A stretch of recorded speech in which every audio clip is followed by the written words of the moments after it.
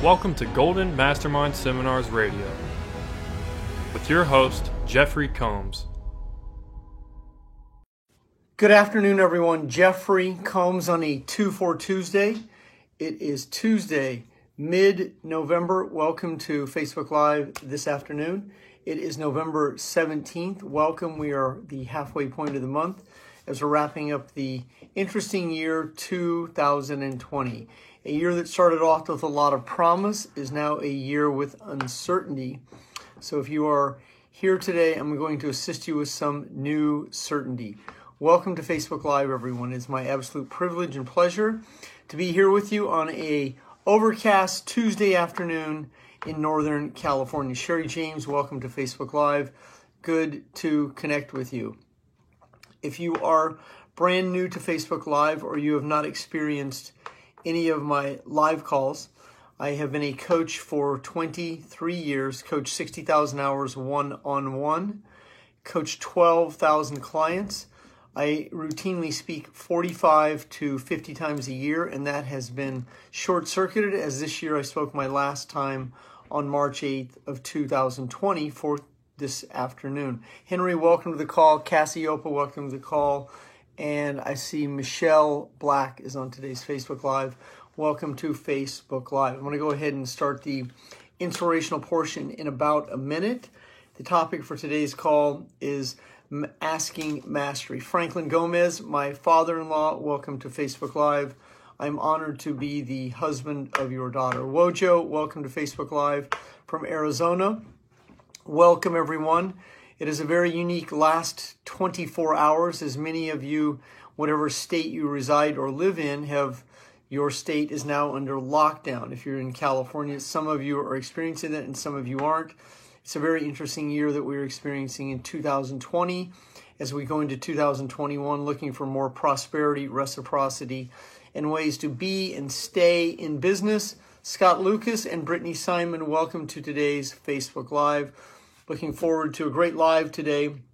As I was saying earlier, it has been a very interesting 24 hours as many of the states have gone into the next wave of lockdown. So be grateful that you have a business that you can create results from the comfort of your home. And for those of you who have been sent home, my condolences. And if you have a business that's affected, I'm going to give content that will give you insight on how to create more commerce transactions.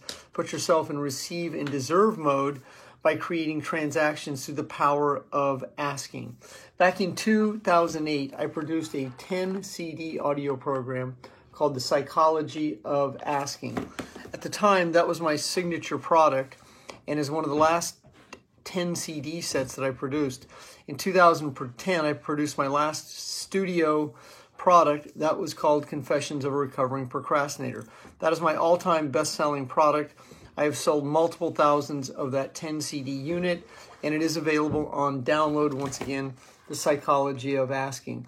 All of my coaching clients receive that product free when they hire me to be their coach. That is my signature product that will greatly assist you to understand that asking is a skill. And for those of you who see me speak many times live or on Facebook Live, I have a statement, asking questions in a sequence. That means you're able to easily and effortlessly ask questions about the outcome in any business, any communication style, or any situations. Because the way you ask questions determine the outcome. Right before this phone call, I called the Ritz-Carlton in Half Moon Bay. Half Moon Bay is one of the most beautiful Ritz-Carlton properties in America. It sits on a bluff overlooking the Pacific Ocean below South San Francisco. It's about 30 miles from downtown San Francisco. It's one of the most beautiful views. If you get a chance, look it up online, Ritz-Carlton Half Moon Bay. And I was interviewing the concierge about the next week, next Thursday's probability of being open for lunch and dinner. And I asked him a series of questions about my reservation and was told that he couldn't give me any answers, to call back later. And it was textbook. Even though it seems simple, the way that you ask a question will determine the outcome. First of all, I couldn't understand the man's name. It was Zenon. I asked him to spell it, Zenon.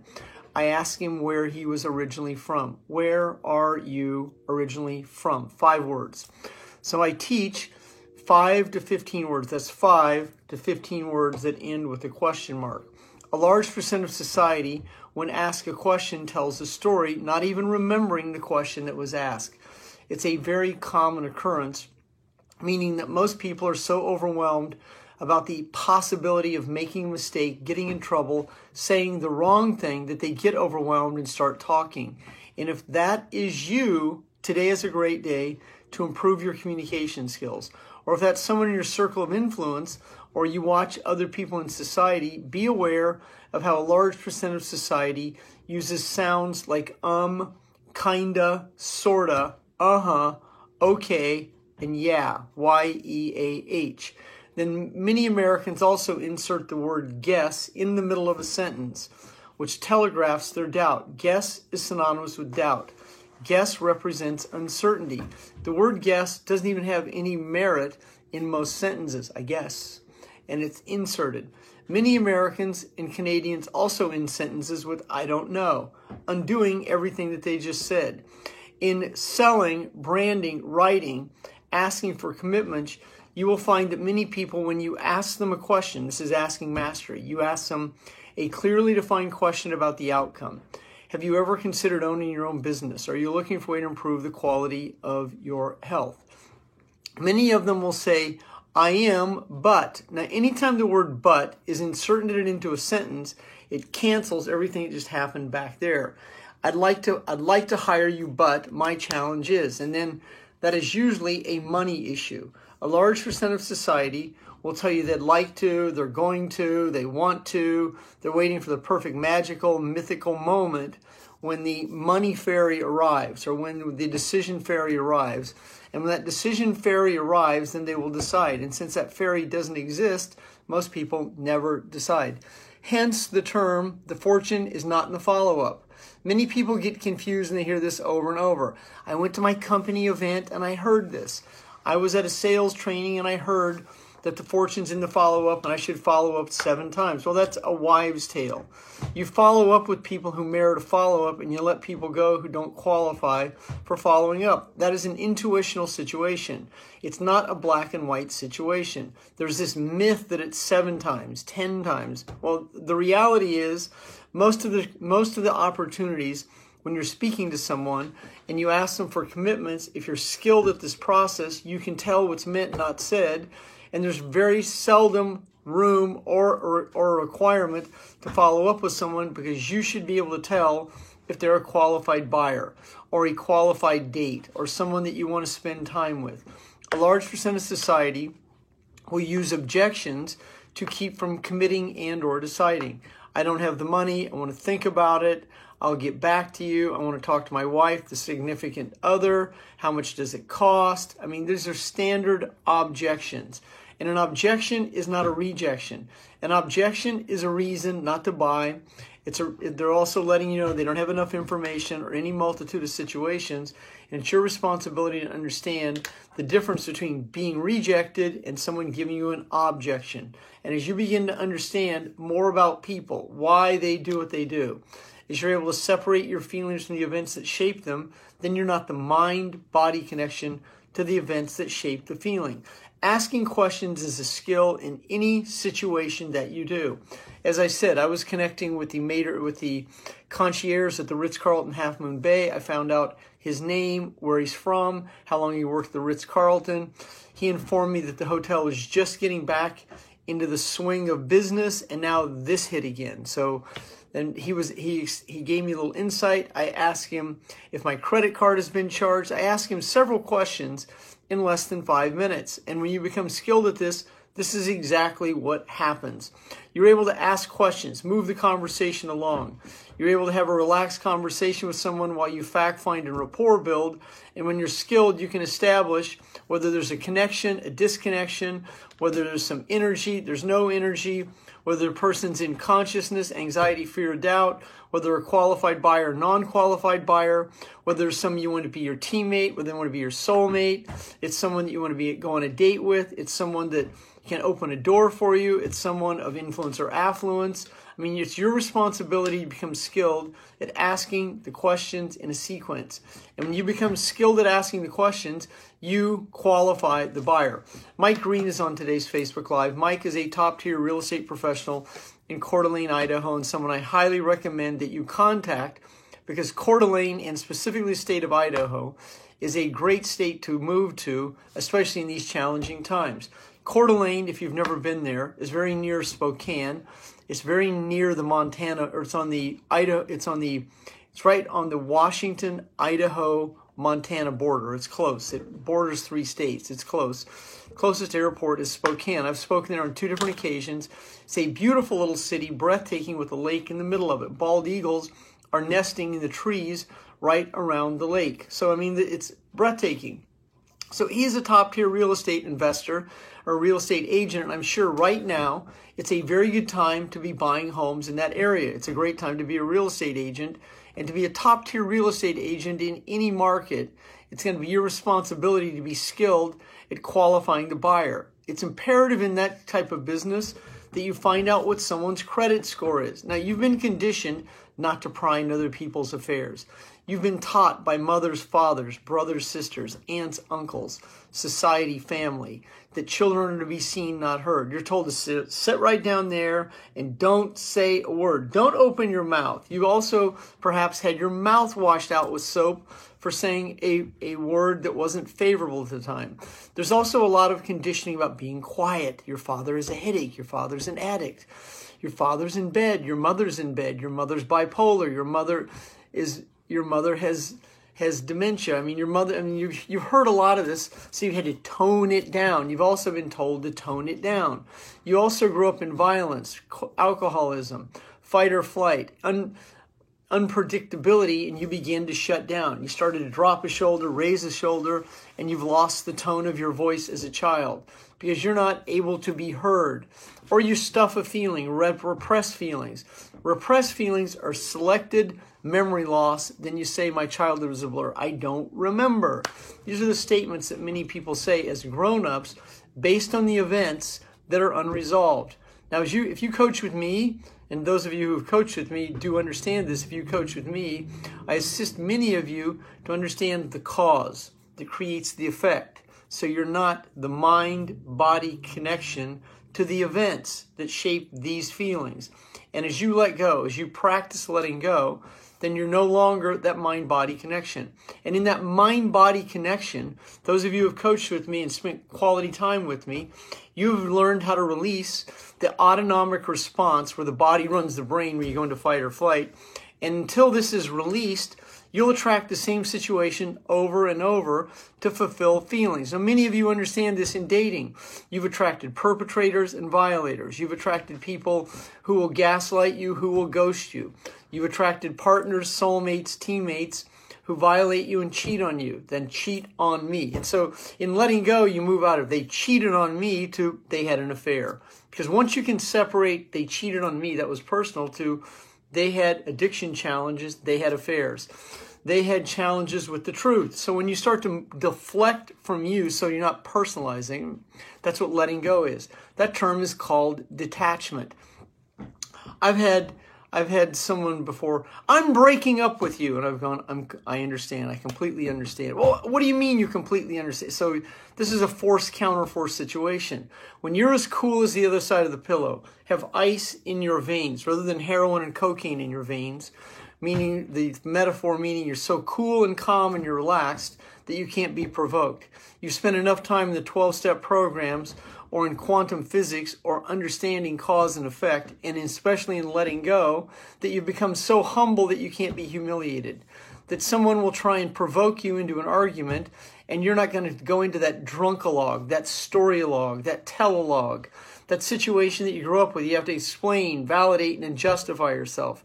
And when you live in this kind of communication style, when someone asks you a question, it's OTF, off to the story, off. I mean, this is what many people do. ROW, run on words. ROS, run on sentence. So for those of you relatively new, I'm an acronym person. I'm very skilled at putting 3 letters together, and then I can also make logos out of them. So ITM is in the moment, and that's what you want to be when you're in this kind of communication, because someone else's ROS, run-on sentence. When you're in the moment, ITM, and you're listening to someone who's ROS or ROW, run-on sentence, run-on word, then you're in command of the situation because you know this person has challenges committing.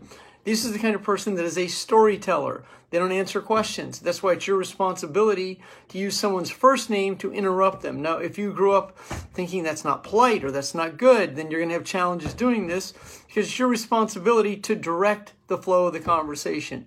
Your objective is not to control the conversation. Your objective is to direct the flow of the conversation. So ITF is in the flow. And when you're in the flow of the conversation, then none of it's personal. You can let people go easily and effortlessly. I'm also a dating coach, a matchmaking coach. I'm a success coach, addiction coach. Matchmaking and dating is very complicated for many people because what most people like to do is like to find one person and then lock in on them. And they lock in on that one person and they want to fix this person. They want this relationship. And they overlook this term called character defects. Now, if you are skilled at reading people, there's a difference between being skilled at reading people and judging people. But if you're afraid you're going to judge people, then you won't be able to read them. And if you're skilled at reading people, then you can easily and effortlessly see character defects and see situations that are challenging or perhaps dangerous. And you can exit the conversation easily and effortlessly because you are skilled at communication.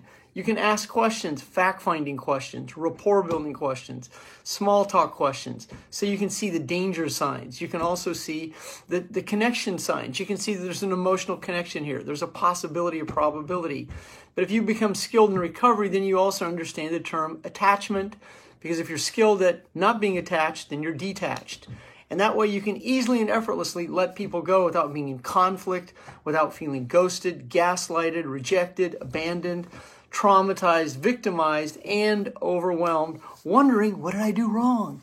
I'm going to have to analyze this conversation. I'm going to spend the next week getting ready to get ready. And that's what many people do. They are so overwhelmed that they spend way too much time getting ready to get ready, trying to have the perfect question, the perfect script, the perfect dating profile, the perfect profile on Facebook, the perfect profile on Parler, the perfect profile on Instagram, LinkedIn, and all of the other sites and all these other situations that overwhelm most people. I can't get on those sites because I might go down the rabbit hole and never come back. Well, you mean that's just another excuse that people use and to stay in the same situation over and over. As you move into this energy of no longer the mind-body connection to the events that shape the feelings, now you're freeing yourself from the emotional ties that bind you to anxiety, fear, and doubt.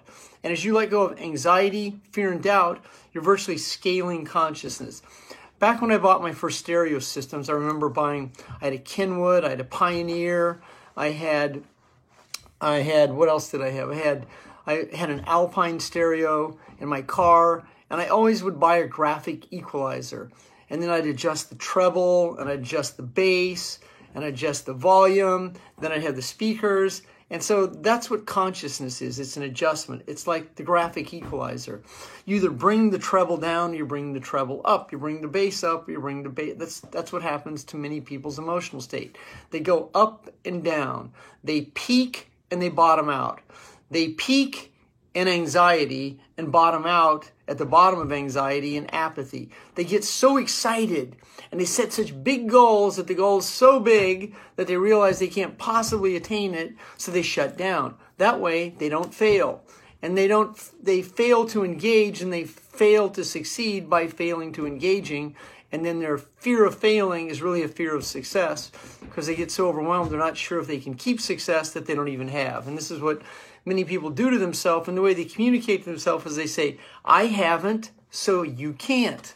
And this is, well, I'm not good at dating, so don't ask me out. And so that's the mixed message that happens. Or I'm so broken, ask me out because I'm the person who will be broken with you. This becomes the mixed message. When you're able to stop that feeling mid-sentence, you're able to say, you know what? This might not be for me. You're able to communicate this to yourself and then communicate it to there and not feel guilty, not feel ashamed of yourself because you are now living in consciousness. You have begun the scale of the map of consciousness.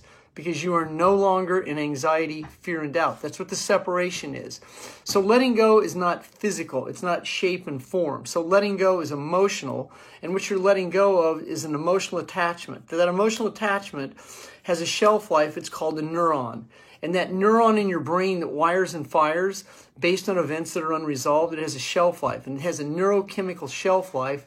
And those neurons that have a shelf life, they bind to each other. And this is why you go into fight or flight without even knowing it. And that bound neuron finds another neuron that's bound. And so they come together and they collapse and they form a feeling. And this is why you get automatically overwhelmed. This is what explains a panic attack. This is what, oh my God, my candidate's not going to win. It's gloom and doom. And so this is what happens to many people. But a skilled professional understands to just ride it out. Let the narrative play itself out. Produce while you're in the middle of it. Focus on results and solutions, and don't get, or stay overwhelmed.